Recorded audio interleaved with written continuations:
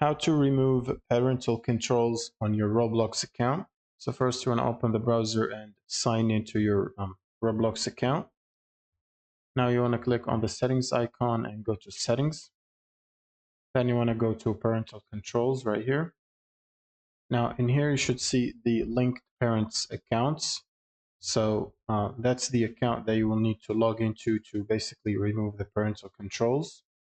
So for this, you will obviously need to know the username and password for your parent account. So in order to be able to log into it. Now, if you've logged into your parent's account, you will simply do the same. Go to the settings icon here and click on settings. And then you want to click on parental controls again. And in this page, you should see your own profile.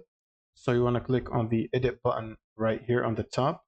And then at the bottom, you should see a button called unlink account. You should click on it to unlink your account from your parent account. And like that, all of the parental controls should be removed from your account. And that's pretty much it. Thank you guys for watching and subscribe.